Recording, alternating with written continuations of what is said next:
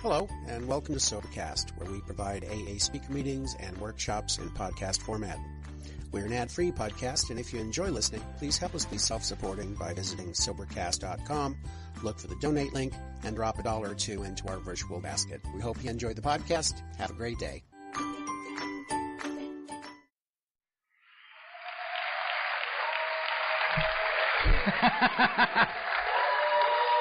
Yeah. You're just glad it's almost lunch. Yeah.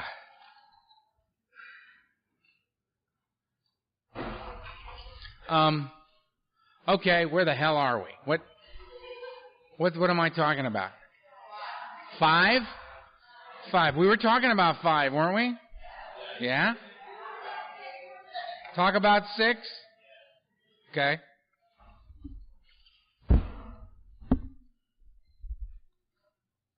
You're going to hate me for this.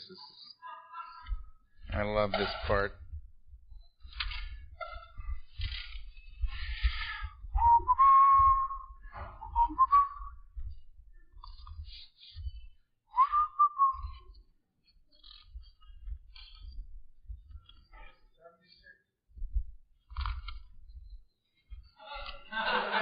You say that as if you know what I'm looking for.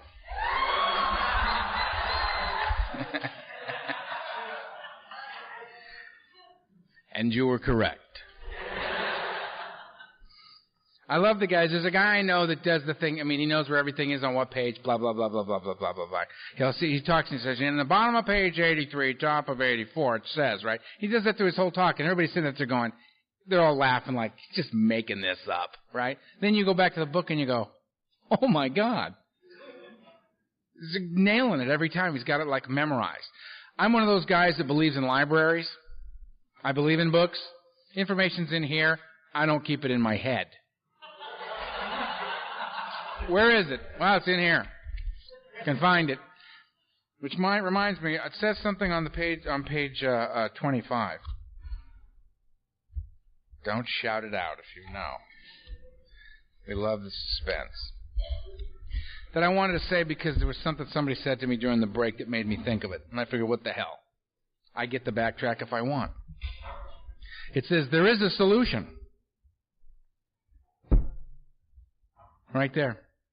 Almost none of us likes the self-searching, the leveling of our pride, the confession of shortcomings, which the process requires for its successful consummation.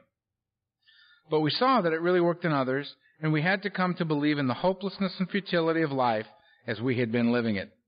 When, therefore, we were approached by those in whom the problem had been solved, there was nothing left for us but to pick up the simple kit of spiritual tools laid at our feet.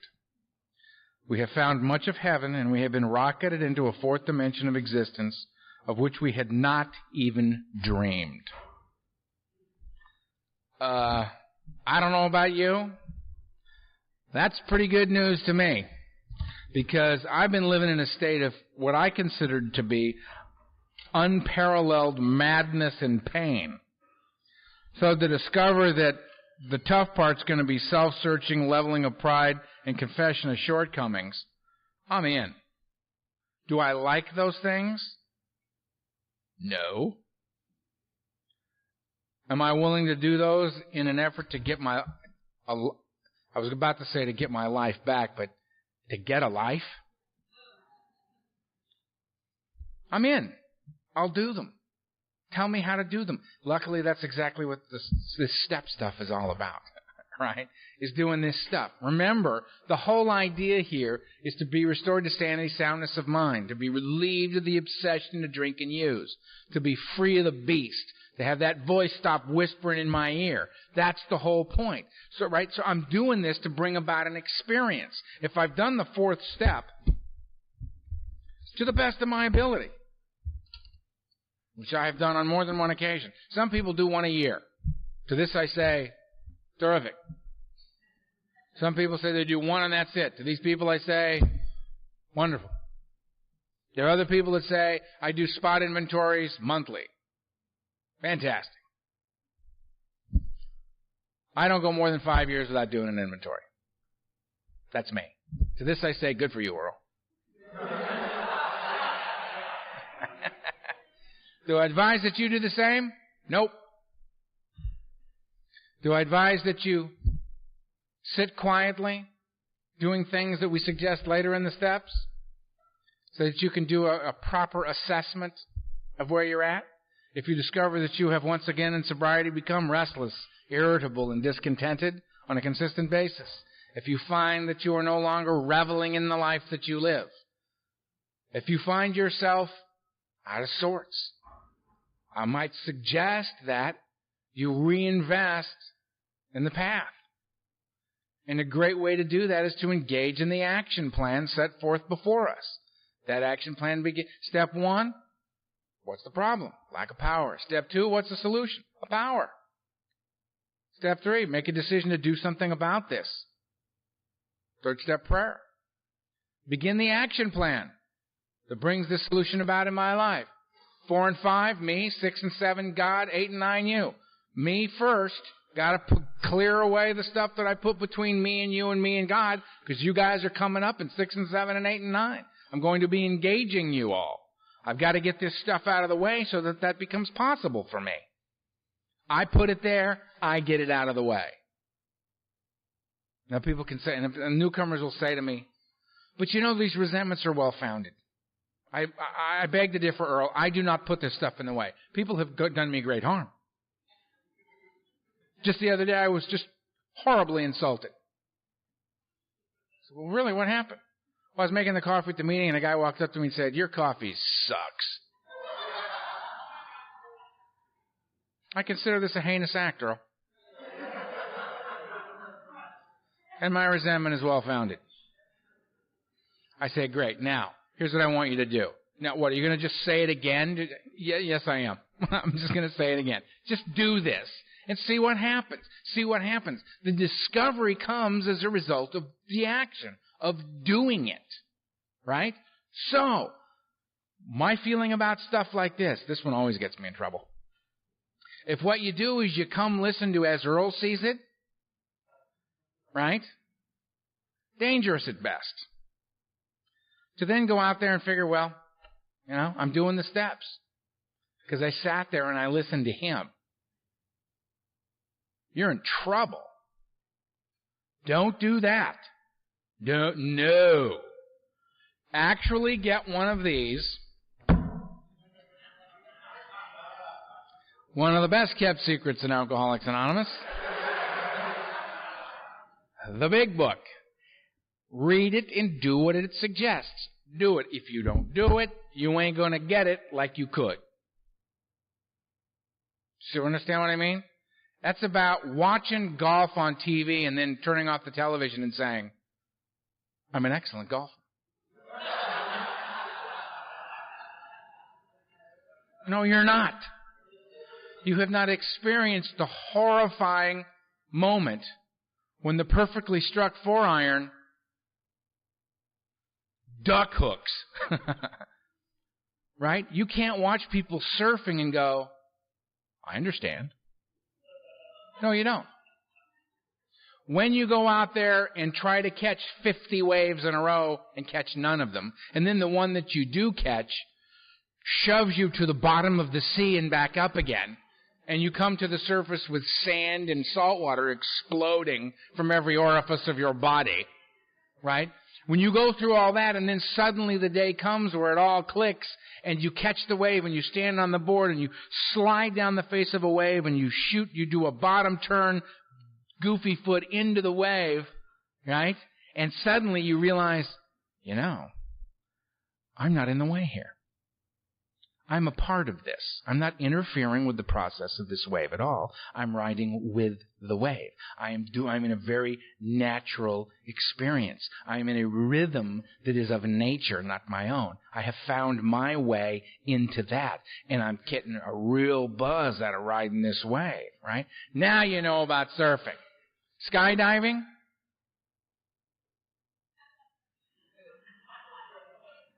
I assure you that I know nothing about skydiving. And I can also assure you that I never will. Jumping out of a perfectly good plane is lunacy. But you don't know till you do it, right? So when people come to you with problems in AA, and you have no experience in those problems, say so. And give them the numbers to the people that do. I was sponsoring a guy who came to me, and he had a great problem. He was suffering, and he had a sexual identity crisis going on. And he came to me and he said, Earl, I have a tremendous sexual identity crisis going on. And I said, bummer. Now, here's a friend of mine. Call him and talk to him immediately, because he also suffered from a sexual identity crisis, and he has resolved that to his own great satisfaction.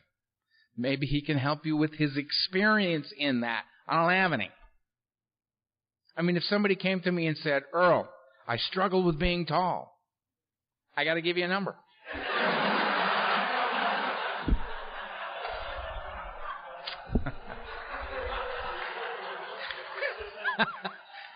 Short guy back there laughing his ass off. It's not, what do I know? Right? However, I did have a guy, conversely, this is also true. I had a guy I was sponsoring call me up and say, we got to have lunch. Okay. I do that daily. We'll have lunch. So we go and we have lunch. And he goes, Earl, I got to get another sponsor. Because I'm married now. I go, I know, I was the best man at your wedding. He says, I'm married now and you're single, and I think I need a married sponsor.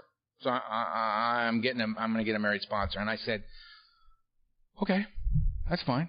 I'm not upset by that. However, I would, just as a passing thought, you're also French. And I would suggest that you get a married French sponsor. You're also quite tall, so clearly a tall French married sponsor. And I live on the west side and you live in the valley, so I would suggest a tall married French sponsor that lives in the valley. He was pissed off enough at this point to pick up the check and take off.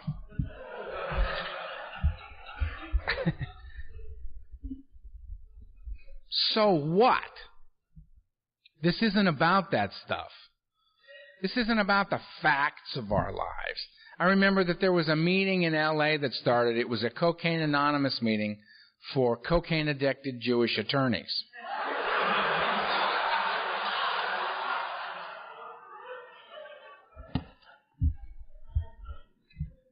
I was told of this when I was done laughing. He said, what do you think of that? And I said, fine. My experience says it ain't going to be there very long. And it lasted, I think, like 6 weeks. And then that meeting dissolved. Common problem, common solution.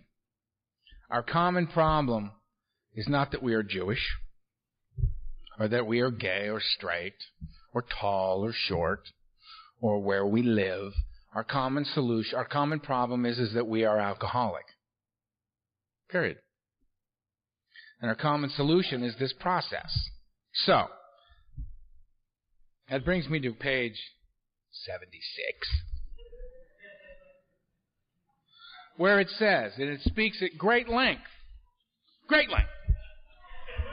in a very, very detailed manner, precisely how to do steps 6 and 7. It says, if we can answer to our satisfaction, these questions concerning step 5, and prior to that, we then look at step 6. We have emphasized willingness as being indispensable. Are we now ready to let God remove from us all the things which we have admitted are objectionable? Can He now take them all, every one? If we still cling to something we will not let go, we ask God to help us to be but willing.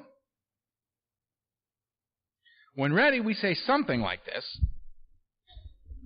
Didn't say precisely like this, said something like this. My Creator, I am now willing that you should have all of me, good and bad. I pray that you now remove from me every single defect of character which stands in the way of my usefulness to you and my fellows. Grant me strength as I go out from here to do your bidding. Amen. We have then completed step 7. Any questions?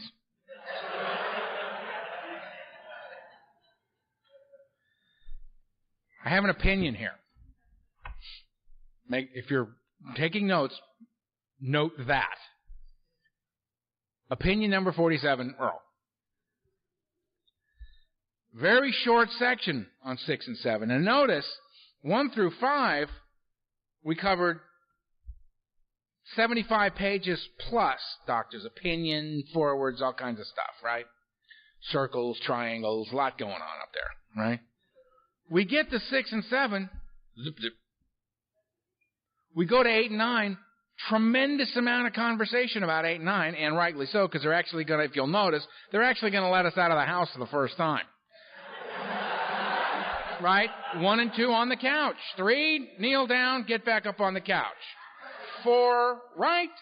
5, guy comes in. Before God, I read this to him. He says, good luck. He leaves. 6 and 7, 2 paragraphs. Getting ready to leave the house. Can they know how dangerous I can be armed with a little bit of information? So they're very, very cautious about how they let me out of the house. Right? It's a very, very short thing. And the reason I think is this. We're talking about a relationship with the unknowable. The one whose name cannot be spoken. The face no man has seen. Right? We're talking about infinity. I've taken lots and lots of drugs. I've tried to wrap my head around infinity, and it just doesn't seem to get there. I get as far as I can go, spook myself, back in the room. That was close, you know? It's unknowable, right? I'm going to embrace something on a significantly different level than any other relationship I'm ever going to have. And in my opinion, again, opinion number 48, my opinion, the most powerful and influential relationship of my life. A relationship with a power greater than myself. God, for me. And it says, my Creator, I'm now willing that you should have all of me, good and bad. Taking my judgment out of it. That's taken me out of the loop. Here it is, all of me. The things that I consider good based on my belief system, my moral psychology, the things that I consider bad, all of it. Good, bad, look at it any way you want. Here it is, here I am, take it. All right? I pray that you now remove from me every single defect of character which stands in the way of my usefulness to you and my fellows. It does not say, please remove this stuff from me, God, so that I can be one hell of a guy.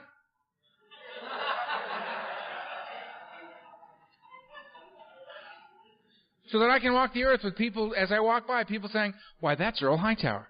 Charming, charming man. Delightful fellow. He does a lot of good, doesn't he? Please. My usefulness to you and my fellows, that I can be of service in my life. This isn't about glorification of self. This is about getting out of your own way so that you can be a maximum service to God and your fellows. That's the whole idea. That's where the buzz is. I don't get off on me anymore, but I can. It's an amazing experience to sponsor some guy and play some infinitesimal small part of being a catalyst maybe to get him to do something that pushes him closer to God and to you so that he has the experience of God and he has the experience of you and the light comes back on in his lives and he lit in his eyes and he lives instead of dies. Wow! I never stuck anything in my arm that caught me a buzz like that. Nothing. I remember sitting in a meeting. I always cry when I tell this story. Why do I tell it? I know I'm going to embarrass myself going in. Why do I go in? Apparently it must be told. So, I'm in a workshop, and we're doing this workshop, and there's a woman in this workshop, and her name is Kathy. I had watched Kathy wrestle with the obsession to drink and use for 9 years. And she finally became willing to go to this book study. She was really one of the reasons I agreed to even do it. So we got about 25 people and we're going through the book. And the format is we read 2 paragraphs and we stop. If anybody's got any questions regarding these 2 paragraphs, we mix it up. If anybody's got any experience with them, they share that experience. And we mix it up. And when everybody's done with whatever they need to say or whatever questions they need to ask, then we move on. And we have no time frame. We're in no hurry. We get through it when we get through it. And we're sitting in the meeting, and then we're going through the book. And then one day, we're going through, and it's not a different day than any other day. And before we start the meeting, Kathy raises her hand and says, I have something I want to say to the group. And we said, sure, go ahead. And she said, I've had the obsession to drink or use, drunk or sober, for 9 years. I've had small lengths of sobriety along the way, and I've always come to you. And I have never been relieved of the obsession to drink and use. And she said, I have not had the obsession to drink or use since our meeting last week. For this week, I've been free.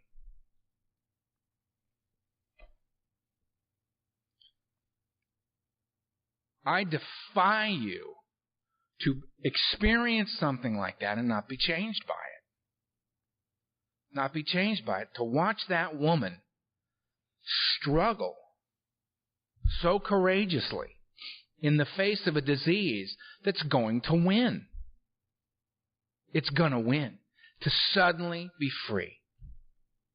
She's free to this day. She's free to this day. She's married to a guy we knew was never going to get sober and stay that way. We knew. He's sober and staying that way.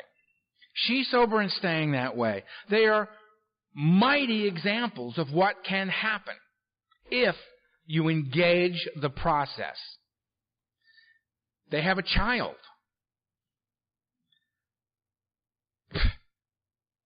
They're two absolute maniacs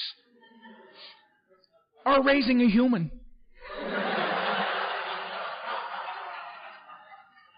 They made and are growing their own personal human.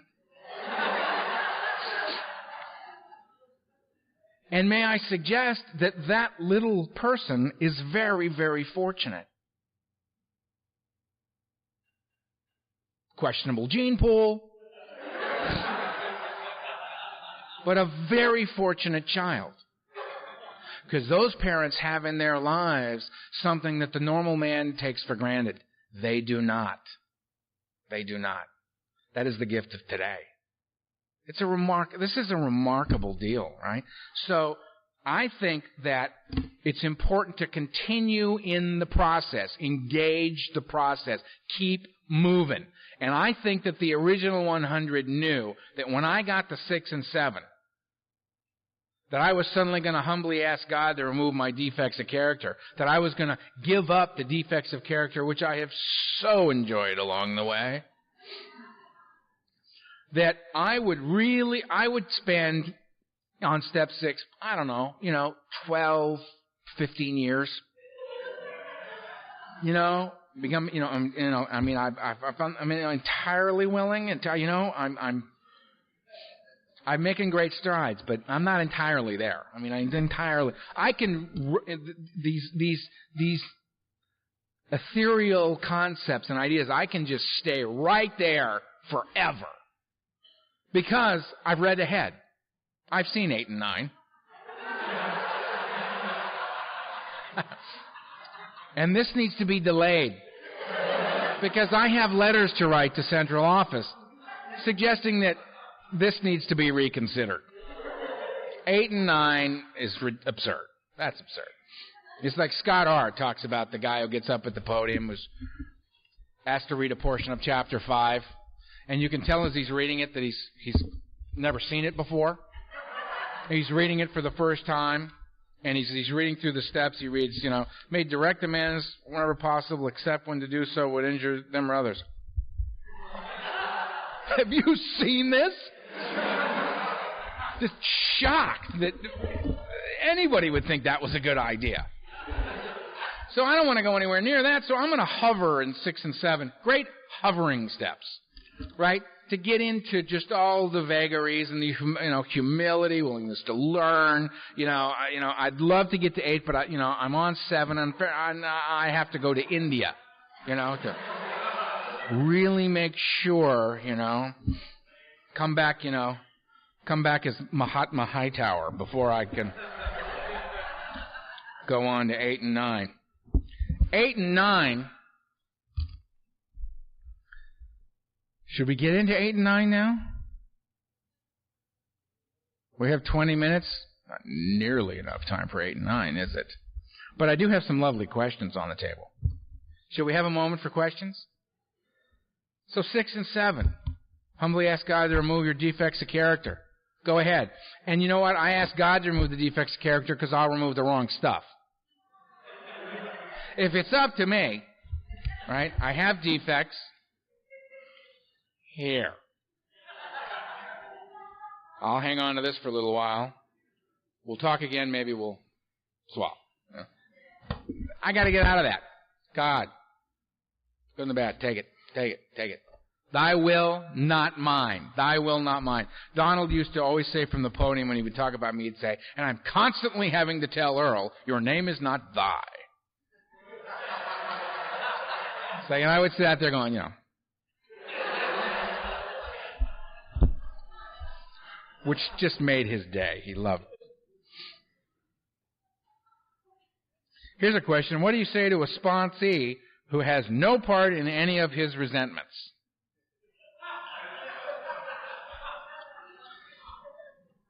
Let's try this again. That's what I say to him. Let's try this again. Give him some examples. Give him some examples. You know, where I would say, well, you got a resentment? Yeah. What's your resentment? This. What's this? Who? This person. What's the areas of your life? What specifically do you resent? Well, this. Obviously. Right? Well, what areas of your life are affected? Let's pick from these. Let's see. What areas of your life? Well, this, and this. Oh, all 7. Yeah. Okay. Well, now, in my own life, here's an example. In a situation like that, I might find that I might be dishonest in this way. That I might be frightened in this way. I might be self-seeking in this way. Can you identify, just kind of, by the hand, a little bit by the hand, walk through and say, let's just suppose for a moment that this applies, right? And you just kind of like ease them into it, because it is extremely difficult for a lot of us. We feel so self-righteous in our anger and in our resentment. We feel so incredibly justified in feeling the way that we feel. Well, Earl, I've been told that my feelings are my feelings and that they shouldn't be judged. Yes, well, that's lovely, And I would never in any way attempt to discount your feelings about anything. You feel the way you feel. But we're talking about something else now, right? We're not talking that this is the way you feel. Of course it's the way you feel, right? Let's deal with the rest of it, and let's see if we can't rid ourselves of some of these feelings. To resentment is to re-feel. Is that you're feeling this. An event occurred when you were 5, and to this day you continue, given the certain triggers or certain events line up a certain way, you re-feel this resentment towards this individual over and over and over and over again. Who is suffering as a result of re-feeling this is you. We're looking for a way out here. A legitimate way out. We're looking for legitimate relief. Legitimate relief. Not smoke and mirrors. Legitimate relief. So, I think you kind of got to walk them through sometimes. I did a huge inventory when I was 10. I had 518 resentments. Apparently more does get revealed as we move along, right? And it was, a lot of people said I would have been splitting hairs, and I say, fine, you think I was splitting hairs, then don't do it. How free do you want to be? And I've since looked back at that inventory, and 3 of those resentments are questionable now. Out of 518. Not bad, That doing the rest of that inventory stuff seemed to work very well on that stuff.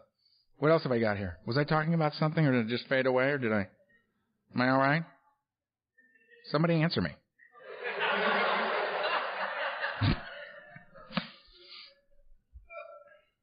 It says, what is your advice for AA members who only sponsor members that have sober time versus newcomers? Okay. Do you only want to sponsor people with time? Fine. But who are they going to sponsor? The people that you sponsor. Right? I remember there's a certain credential that you can get if you want to work in the field in treatment for chemical dependency. And on the test, one of the questions is, I actually wrote them a letter about this. And I don't write letters, but that one, I thought, oh, I gotta write them a letter. As soon as I'm done with the 4 columns on this. And they asked the question, how much time should you have before you're a sponsor in AA? The answer to the question is 5 years. To which I thought, really? So if I'm sponsoring a guy and comes to me with 5 days and said, I'm afraid I'm going to drink any moment, what should I do? And I say, here we go. And we enter into this process, and I engage the guy, and we're going to meetings, and he's working through the steps, and he works through the steps. And this guy completes all 12 steps while he's going to meetings, has commitments in meetings, calling me on a daily basis. We're going through this thing. It's good. It's fierce. The guy's getting it. He's got 18 months of sobriety. He's completed all 12 steps. The lights have come on. This guy's on fire for Alcoholics Anonymous. At which point I then say to him, okay, in 3.5 years, I'm going to want you to begin to give this away to someone because we don't like you to, we find it a bit premature for you to be giving this away, not until you're 5. The fact that you have it to give away at 18 months is irrelevant. So again, we have this room, we have the half measures room, and then we have the holding room, where all individuals who have worked the 12 steps but are not yet 5 hover. We have them over there. Please, give it away. You want to keep it? Give it away. That's what we tell them. So give it away. Give it away. Give it away. Do it. You have any idea what took me there? Oh, this. Yes. So sponsors and only people sponsor with sober time, I don't understand doing that at all. Unless possibly somebody thinks that sponsoring somebody who's new is an inconvenience. Because the new ones are oftentimes less than thrilled with the process. Again, though, I think sponsoring people who's new is easy, because if they come to me and say, Earl, I'm in big, big trouble, what do you think I should do? Well, read the doctor's opinion in the first 8 pages of Bill's story. Ask yourself with each sentence, is this true for me? Do I identify with this? And if you do identify, if it's big for you, underline it. If you don't identify with it at all right now, if you don't know what the hell it means, put a question mark. Right? And then call me back. Well, I don't want to do that. Okay. And don't do it.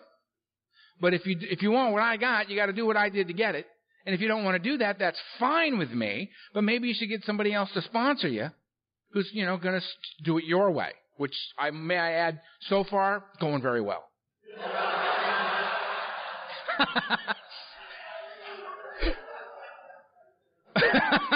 Right? I mean, I don't want them to like me. I want them to live. Do you know what I mean? I don't want them to like me. I want them to live. That's why I love Donald Madden. I needed my ass kicked. I got my ass kicked. When I needed a hug, I got a hug. Right? Donald Madden didn't care if I liked him. He wanted me to live. He loved me enough to tell me the truth. And his truth was far more evolved than mine. This is a remarkable man. An absolutely remarkable man. So, people say to me, well, how can you tell the new guy okay when you know it's not going to work? And this is my reason. If alcoholism has not beaten that individual into a state of reasonableness like the book suggests, how the hell am I going to? We've already proven beyond the shadow of a doubt alcoholism is far more powerful than I am. Okay? I fought the beast and I lost every round. Okay? So what I can suggest by my example is a contrary way of living to a new person. If somebody comes to me and says, I like the light in your eyes, I like this buzz idea, let's catch the buzz, I say, fine, this is what we do to get it. If you do it, you'll get it. It won't have anything to do with me. It'll be your journey, your experience, your victory, your life, your understanding, your buzz. It won't be people, if you walk around, catch the buzz of this thing, people are not going to say, oh, look, he got Earl's buzz. They'll say, oh, look, Bob caught the buzz. Bob fired up. Bob's smiling. Bob was a nasty individual. Bob's not nasty anymore. Bob's kind of nice. I had a woman come to me and say, she's a mean woman. It's a mean, ornery woman. Whenever she gets called on, everybody just kind of hunkers down in their seat, right? Because it's going to be venomous. You know? This goddamn program and all you little people, chirp, chirp, chirp, chirp, chirp, chirp, chirp. Towing the party line, bunch of sheep.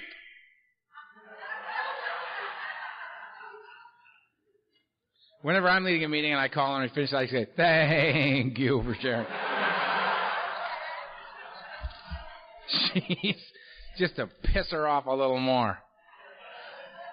I said to her, you know what, why don't you, and one day she's doing it, and I was just in a bad mood, and she came out, rah, rah, rah, rah. And I said, you know what, how annoying are you? We all know you're pissed off. We get it, okay? You're angry, you're not happy. Got it.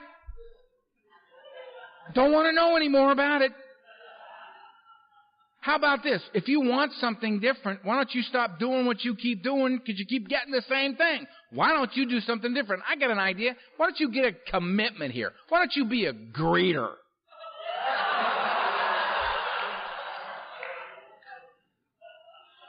And every time I come to the meeting, you shake my hand and say, hi, Earl, welcome. I'll know what you're really thinking. And I dare you to smile at me and tell me, welcome, Earl. She got a commitment. You know what? She loves that meeting now. Now, how can that be?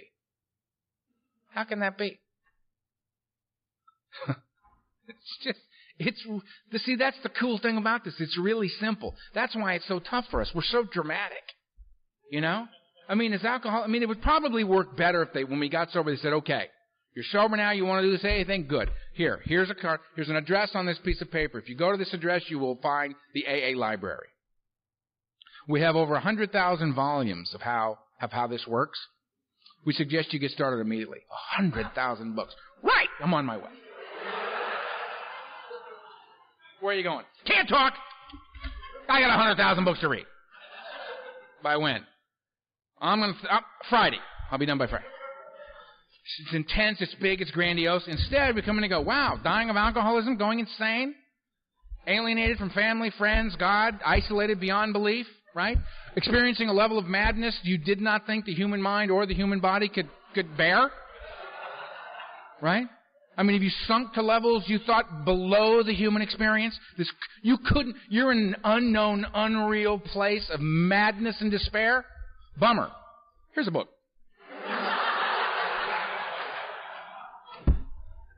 You know, and people just go, yeah, okay, coaster. Not dramatic enough. Just not dramatic enough. So then you go to the meetings, and of course we're all lone wolves, we're all the bad guy, we're all the cocaine cowboy, aren't we? Everybody's a tough guy. It's just hysterical to me. I can't tell you how many times I've heard somebody say, you know, I'm going to kick his ass. Please. I've been to thousands of AA meetings. I've seen like 4 ass whippings in the whole time I've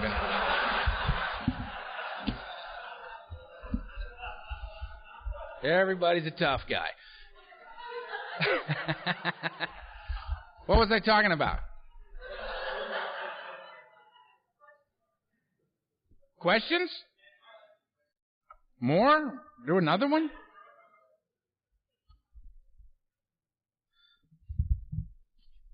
I feel like I should say when I have a question, here's a question. Does the fear inventory have 4 columns?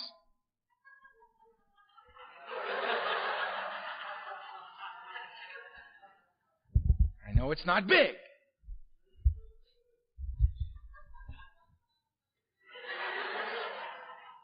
The person who asked this question, don't feel insulted.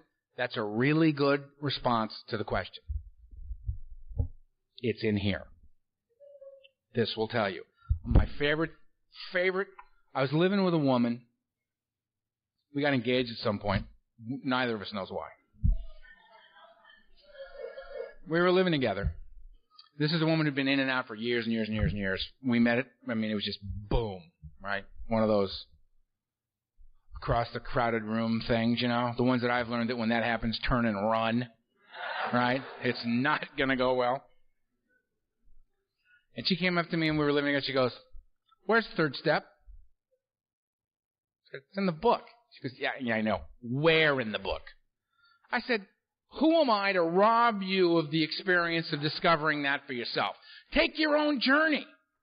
Stop asking for everybody to smooth the bumps out for you. Invest something.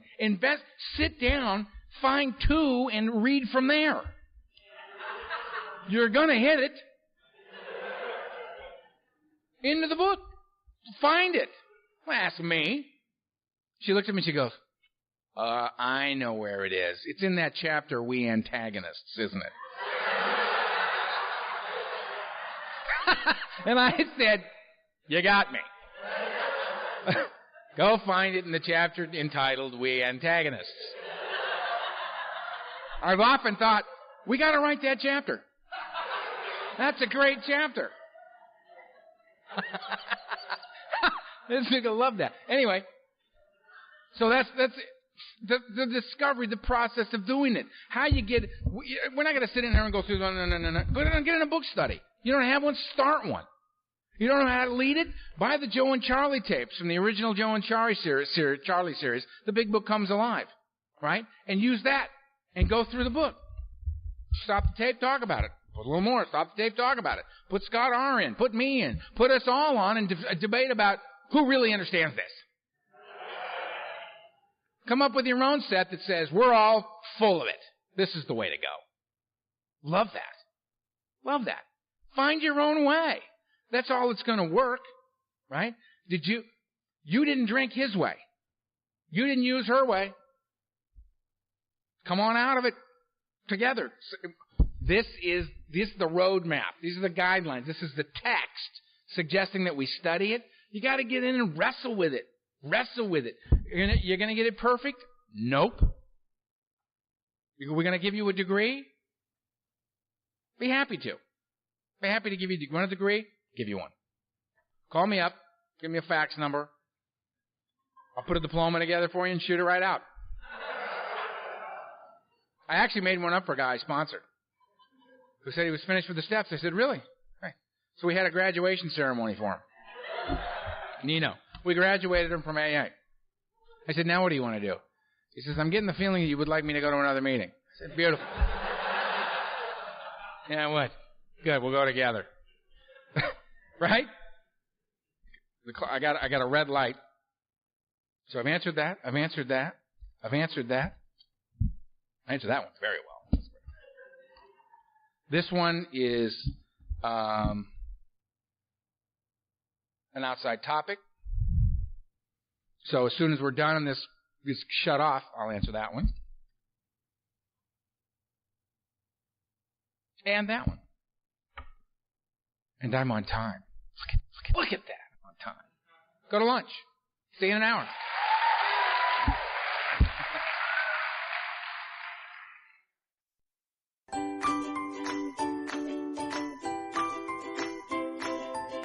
Thanks for listening. I hope you enjoyed the podcast. Sobercast is ad-free, and we'd like your help in order to keep it that way.